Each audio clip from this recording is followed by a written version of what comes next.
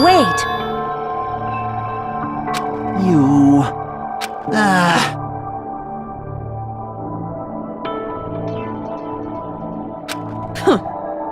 But still...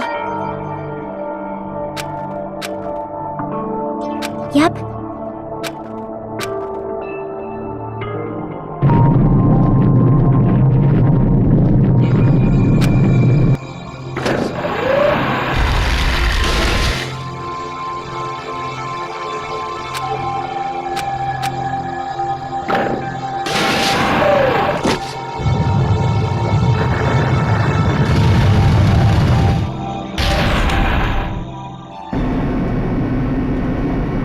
Yeah.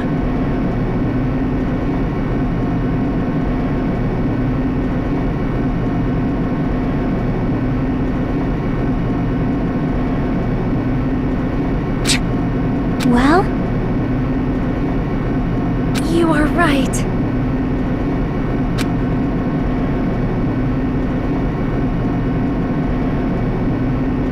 Damn it.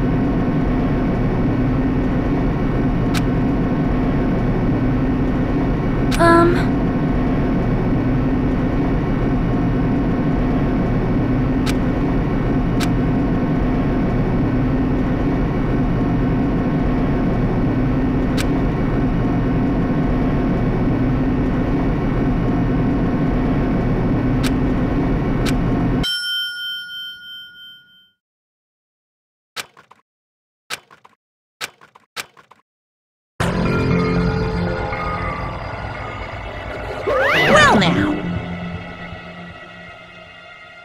Shut the hell up! Hey! Yep.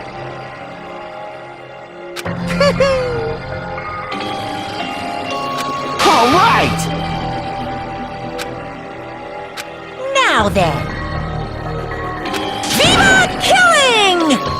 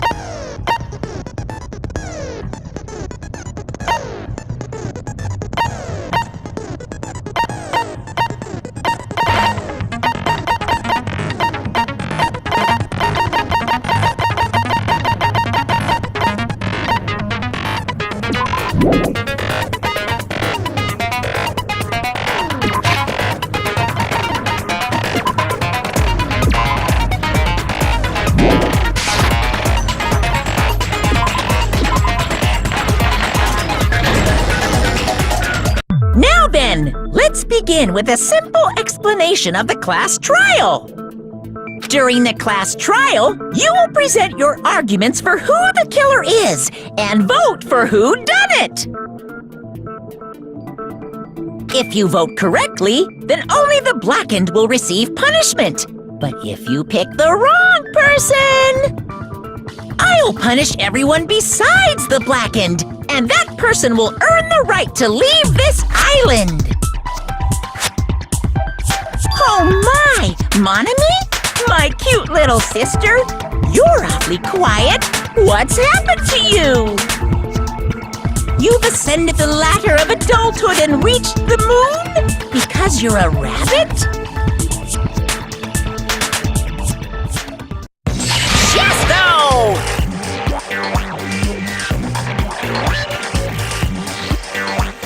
One more time!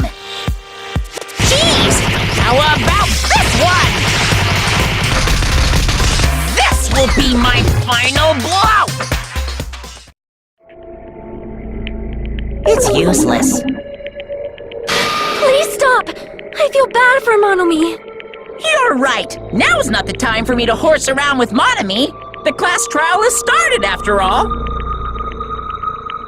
The victim this time is Nagito, who was attempting to reveal the traitor for everyone's sake.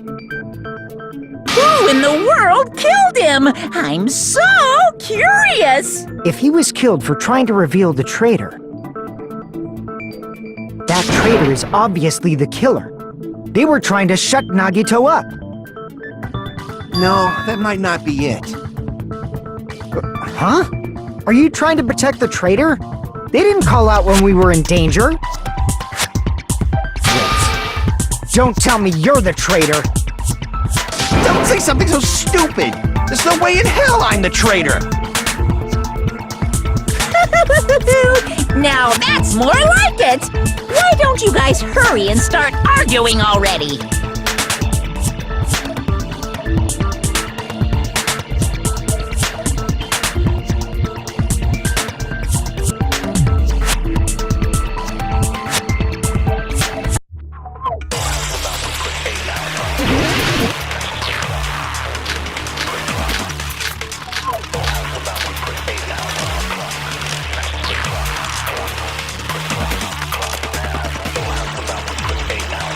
The killer didn't take Nagito's mouth to shut him up. I'm telling you, they were torturing him. The reason Nagito's body was covered with wounds. It's because the killer tortured Nagito. So that's why he was so beat up. What were they trying to find out by torturing him? Definitely the bomb's hiding place. If so, the suspect is whoever found the bomb first! That was Fuyuhiko. I found it by coincidence. There's no way I'd torture someone.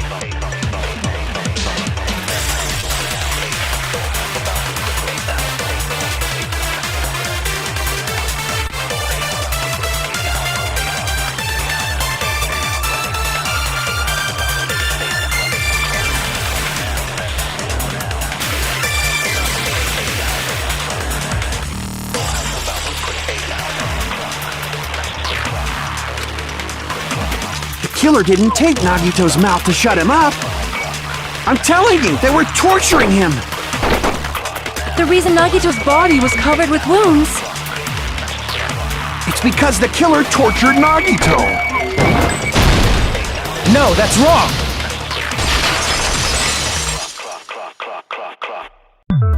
But Nagito's mouth was covered with duct tape, so he wouldn't have been able to confess anything. If he was being tortured for information, they wouldn't have taped his mouth like that. I'm prepared! I just realized it! It's a trap! Trap? Stupid Hajime! You got caught in that trap!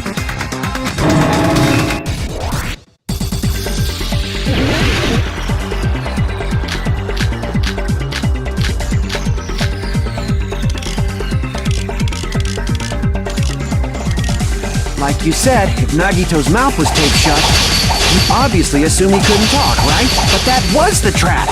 He wanted to hide the fact that he got interrogated. But if you tape his mouth shut, how is he supposed to answer anything? Pay attention, this is how it went down.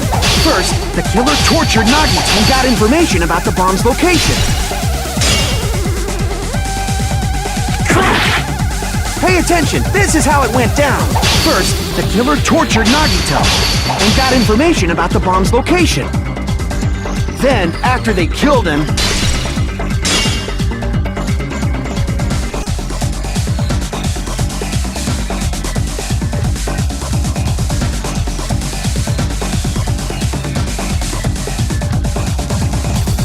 crap! Pay attention, this is how it went down.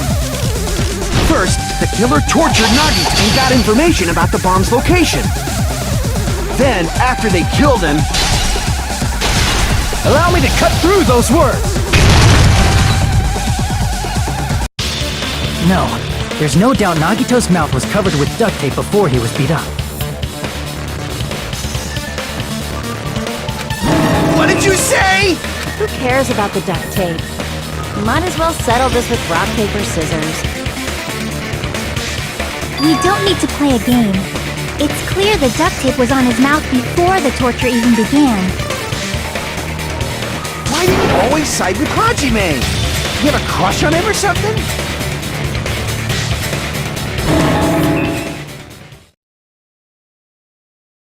You were with us when I peeled the duct tape off Nagito's mouth, right? The blood on Nagito's face wasn't under the duct tape, remember? The blood on his face came from his arm wounds. Which means the duct tape was on his face before his arms were even wounded. And the duct tape had a lot of crinkles around his mouth. He must have been struggling to open his mouth under the duct tape. Perhaps the duct tape was used so he wouldn't be able to scream. Then it's like I said at the beginning. The tape wasn't for torture. It was to keep his mouth shut. However, if they wanted to seal his mouth, they did not need to hurt him with such ferocity. They probably had a deep grudge against Nagito. Then, are you saying the killer was trying to make him suffer? If so, it's friggin' crazy. Did they go psycho or something? No, they didn't just go crazy. Whoever did this must be one crafty bastard. If not, they wouldn't have taken the time to set fire to the crime scene and destroy all the evidence. The warehouse fire was for destroying evidence? We can't think of any other reason. But who could have done that? When the fire occurred, everyone in this room was gathered in front of the warehouse. Yeah. And right after I opened the warehouse door, the flames started burning from the very back. Which means, it is plausible to think that nobody here set the fire. The killer isn't one of us. But that's not the case, huh? I mean, it's wishful thinking. Even if it was only a coincidence, the timing was just too perfect. Based on the pattern up until now, we should suspect that some kind of setup was used for this. Some kind of setup? Like what? I do not know that, but that has been the pattern before. That's our Miss Sonia. You have such an amazingly high intellect. Alrighty then. Let's think about this based on what Miss Sonia thinks. Is that okay, Miss Sonia? Damn right it is!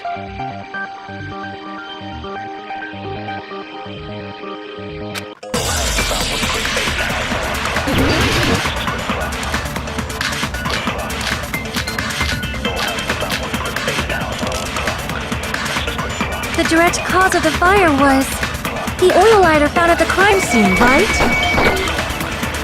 The killer used some kind of setup. He lit the curtain on fire with the lighter. Some kind of setup? Did they use the oil as an improvised fuse? They probably just threw the lighter. Based on the shape of that oil lighter, it can stand upright while the flame is lit. If they tipped over the lighter in some way, it could have ignited the curtain. Some way? Maybe they used invisible thread. There should have been a way to tip it over with sound waves. Or perhaps opening the door caused intense wind pressure to tip over the lighter. Crap!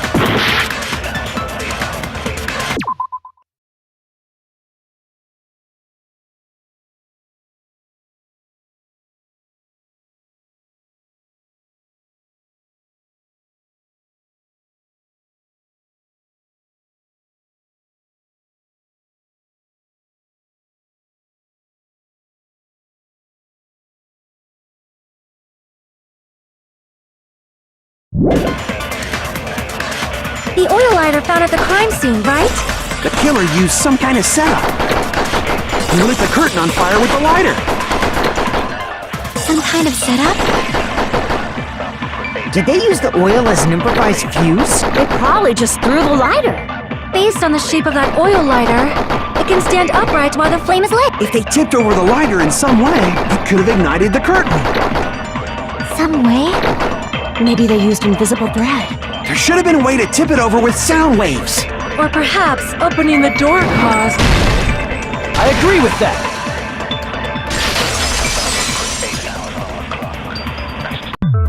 I also agree that opening the door is what started the fire. Just as I thought, it was the wind pressure. A dust devil blown here from Glorious to... No, not wind pressure. They probably used the Monokuma panels. A huge number of tipped-over Monokuma panels were found at the crime scene, right? It looked like they were scattered everywhere, but some were laying on top of each other in a single line.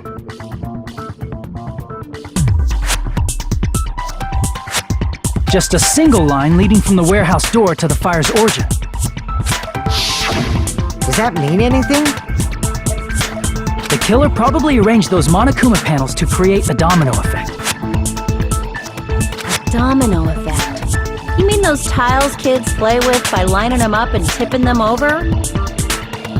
In place of those tiles, the killer used the Monokuma panels. So when we opened the warehouse door, the first panel toppled into the second. And from there, they fell like dominoes until they reached the lighter at the end. But wouldn't it be obvious that those big panels were falling over?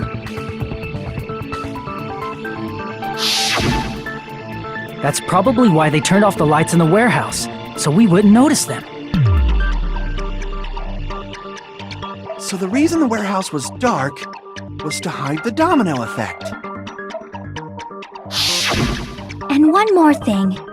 There was something else the killer did to hide the domino effect, right?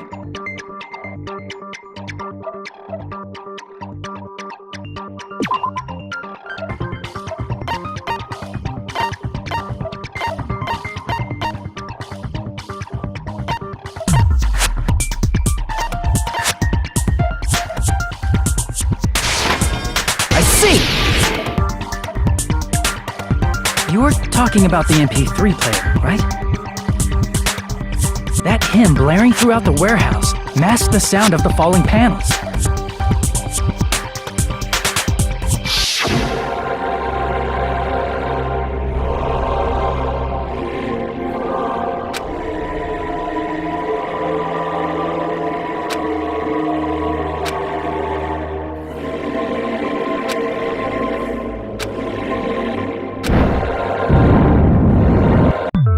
That's it. So the strange sound was actually the sound of the panels falling. But those sounds weren't the only strange thing, right? Looking back on it, it was also strange when we opened the door to the warehouse.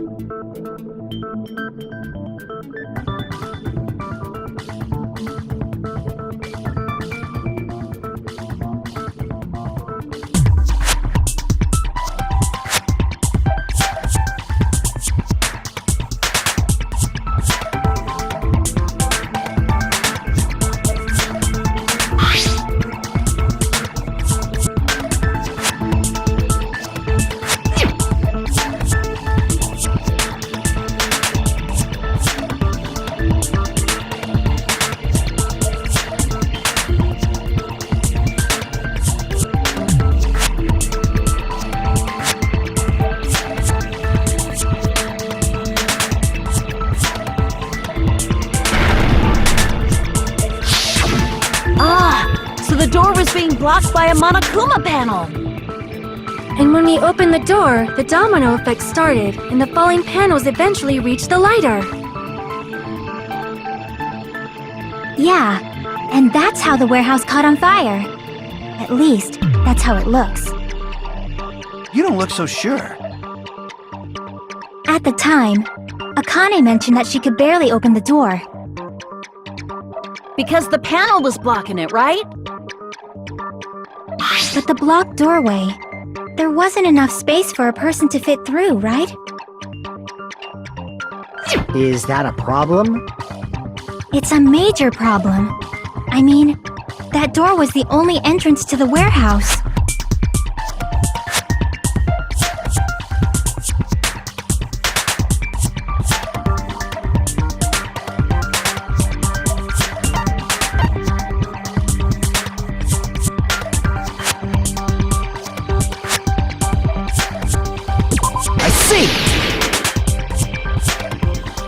If the panel was so close to the door that it could barely be opened, the killer inside the warehouse wouldn't be able to leave, right? Now that you mention it. Does that mean they were hiding inside? Who? We were all outside the warehouse, you know. Based on the patterns up until now, I believe some kind of setup was used. You don't have to think so hard. There's actually only one person who could have possibly done this. You don't mean...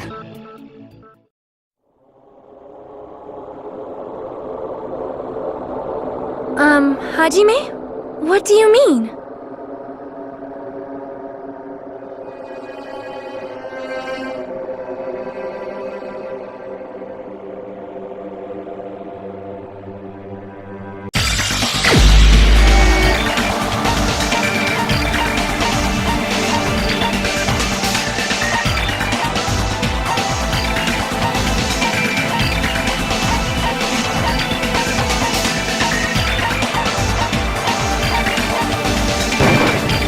This is my answer!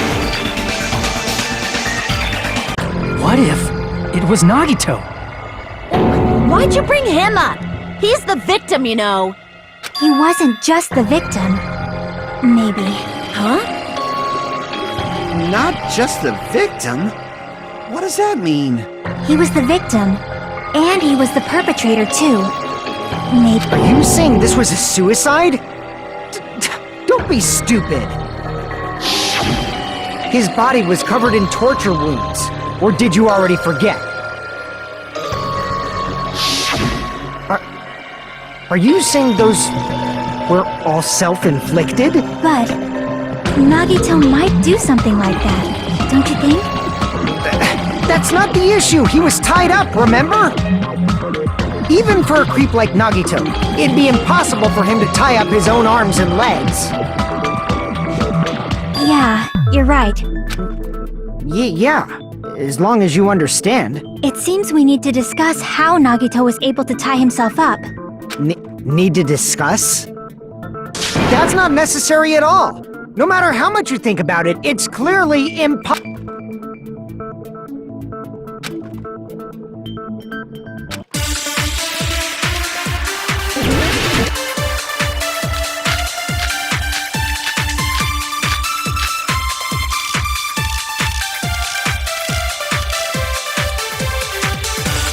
To actually tie up your own arms and legs. That's obviously impossible! Tying just the legs is one thing, but tying both arms would be impossible. He couldn't do much with the free arm. It'd be impossible if you were by yourself. How about if you use your teeth? Or if you use your front tail? Dirty joke! Is that a dirty joke?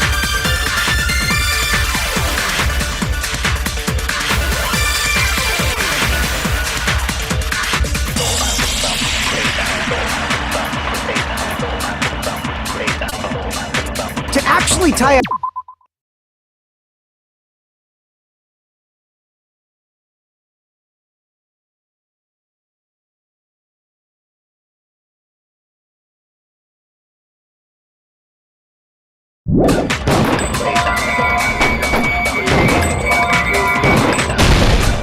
No, that's wrong!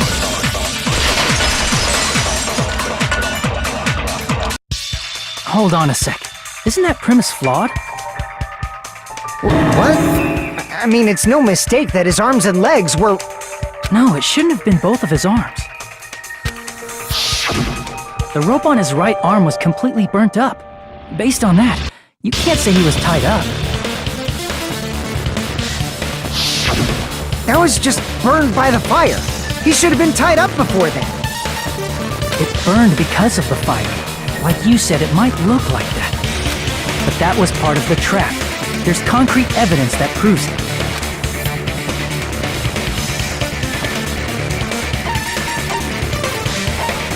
I see! Take a close look at his right sleeve. Even though the rope was burnt up, the sleeve wasn't burned at all. Don't you agree? A burn like this, no matter how you think about it, is unnatural. That rope was burned in advance so it would look like it was burned in the fire. Then Nagito's right arm wasn't tied up, right? He was able to move it freely, right? Yeah, that should be the case. Hajime, that's awesome! I'll let you cop a feel if you want. Akane, you should not give it away for free. Make sure they pay you first. That's definitely wrong. Fine. I just gotta get a Benjamin from him before I let him touch me, right? That's not what I meant. I'm talking about Nagito. I mean, even if his right hand wasn't tied up, the knife was still stabbed into it, you know? It's impossible to stab a knife into your right hand with your right hand. Ah, that much is obvious. Hajime, you tricked me! Give me back that Benjamin!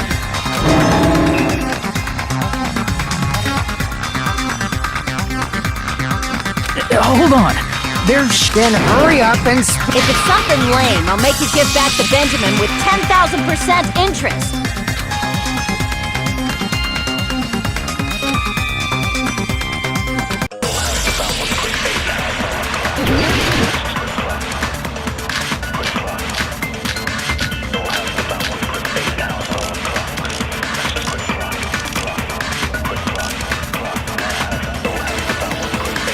Even if Nagito's right hand was free, how could he stab his right hand with his right hand?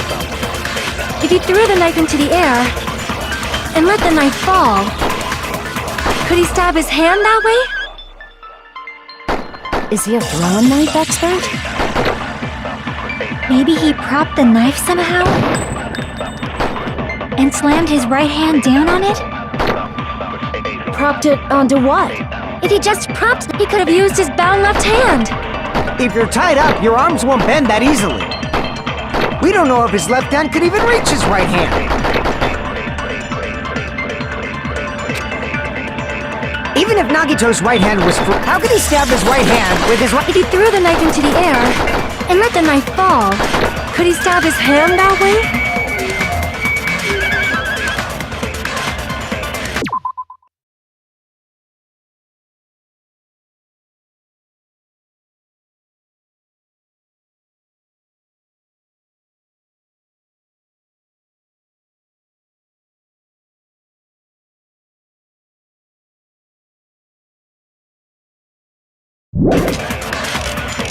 Is he a throwing knife expert? Maybe he propped the knife somehow? I agree with that.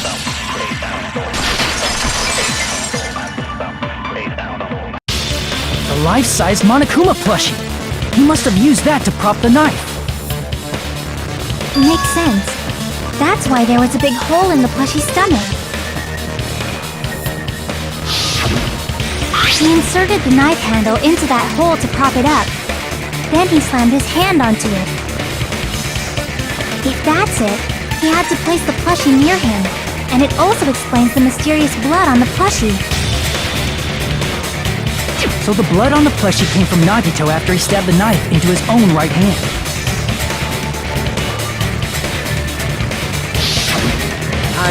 I see. So that's the trick. But for a moment, I seriously thought Monokuma died or something. A bleeding plushie is super scary. It's got the same fear factor as a doll whose hair grows too long. After stabbing his hand, he no longer needed the plushie, so he cast it off toward the fire's origin point. He probably thought the fire would incinerate it and destroy the evidence. So what do you think now, Fuyuhiko? I get what you're saying about the wound on his right hand, but there's still one huge problem. The spear. Basically, you're saying Nagito committed suicide by impaling himself with a spear, right? If you think about the order, getting killed by the spear should have been the last thing to happen to Nagito. If that's true, how is that possible? He can't grab a spear with his right hand if a knife is stabbed into it and his left hand was all tied up. Then, he probably took the spear first, and as he endured the pain, he stabbed the knife into his right hand. There is a limit to his constitution. If you got penetrated by something so big and thick, you would die instantly. I'm sorry, I didn't catch all that. Like I said, if you got penetrated by something so big and thick, you would die instantly. Say it one more time. I need to record it. For reasons. Hey, bastard, you better cut it out! Like she said, in that condition, it's very difficult to stab yourself with a spear. It'd be hard to use a spear with a knife stab into your right hand while your left hand is tied up. So you're saying it's impossible? But no matter what I think, I can't believe Nagito's death was caused by someone else. I also agree with that. To think that one of us could kill someone with such cruelty, I could never believe that. You say you can't believe it? You just don't want to believe it, right? But that's why you keep getting betrayed over and over again, right? Same goes for this time, too. You just shut your mouth. It's against the rules to interfere with everyone. If you even think about doing anything, I have a plan of my own. Monome's sassing me! But it's just as Monokuma said. We've been betrayed over and over again so far. So this might also be the same. Calling this a suicide takes too much for granted, and it's too convenient. Then are you saying there is a killer among us, Kazuichi? Of course that doesn't include Miss Sonia and me.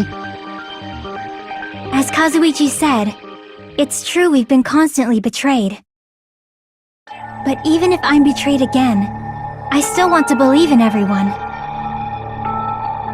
No matter how many times I may be betrayed, I still want to believe in everyone.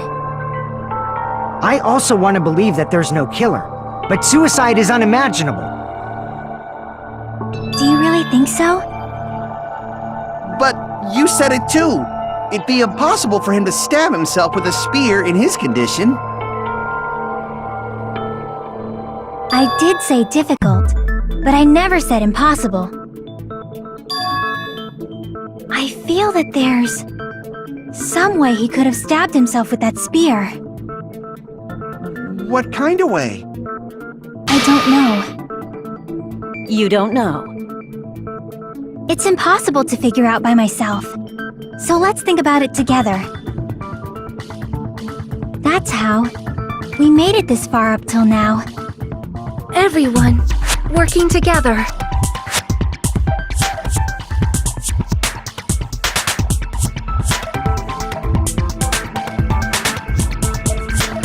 All right, let's do this.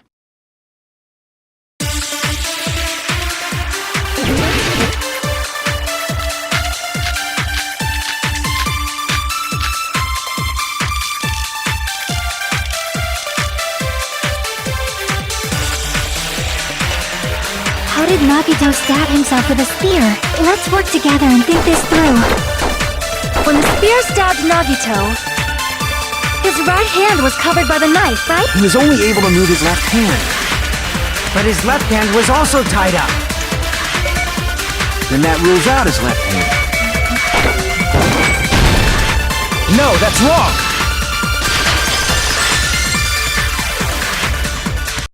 Hold on. It's still too early to dismiss the possibility that he used his left hand. Why? I mean, his left hand was tied up, you know? But there was something off about his left hand. The bloodstain on the palm of his hand. Don't you think it looked somewhat strange? He only had blood on the lower area of his palm. Beyond that point, the bloodstain suddenly cuts off, right? When the blood splattered, that's as far as it reached, right? That settles the description of that bloodstain, but it's not the only unnatural bloodstain. Look, there's blood on the back of his hand, around the middle joints of his fingers. Like you said, it looks like an unnatural bloodstain, but what's wrong with that? We might need to think and use our imaginations for a bit. If there's blood on his palm and the back of his hand, what was his left hand doing as the blood splattered?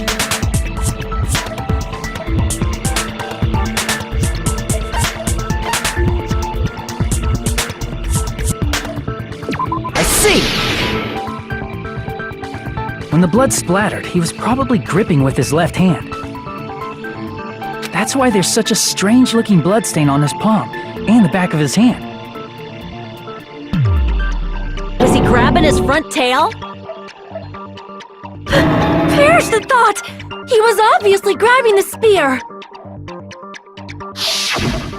Now that you mention it, compared to the rest of his body, the wounds on his left arm are pretty mild. He probably made his wounds mild on purpose, so he could keep his strength while he gripped the spear. But even if he held the spear with his tied-up left hand, it'd be impossible for him to stab himself. Hey, Chiaki,